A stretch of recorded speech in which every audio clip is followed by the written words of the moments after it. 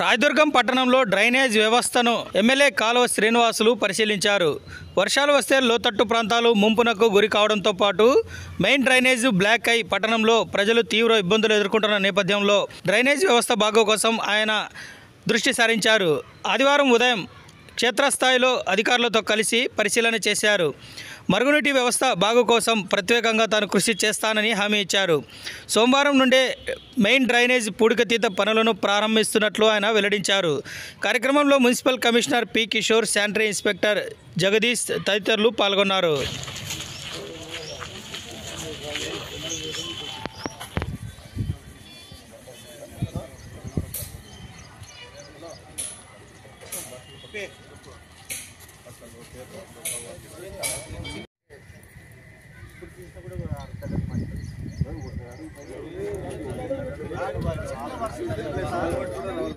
రాయదుర్గం పట్టణంలో చినుకుబడితే చాలా కుటుంబాలకు ఉనుకు లేకుండా చేస్తున్న డ్రైనేజ్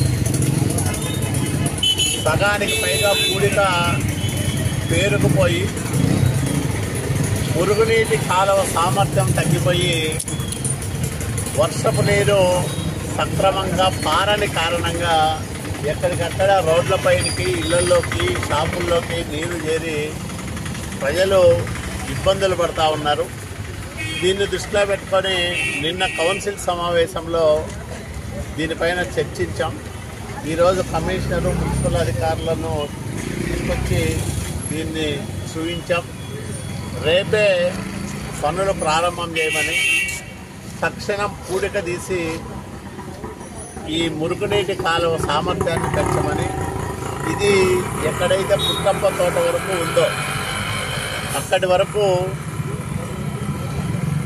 పూడిక తీసి వర్షపు నీరు సక్రమంగా పారే విధంగా చర్యలు తీసుకొని ప్రజలకు ఇబ్బందులు లేకుండా చూడాలని అధికారులను కోరాం. వాళ్ళు రేపే పనులు ప్రారంభం చేస్తామని చెప్పారు. ఇది మనం చేయించకపోతే వర్షపు నీరు రోడ్ల మీదకి, ఇళ్లలోకి చేరి ప్రజలందరూ కూడా నానా అవస్థలు పడతారు. గతంలో చూసాం.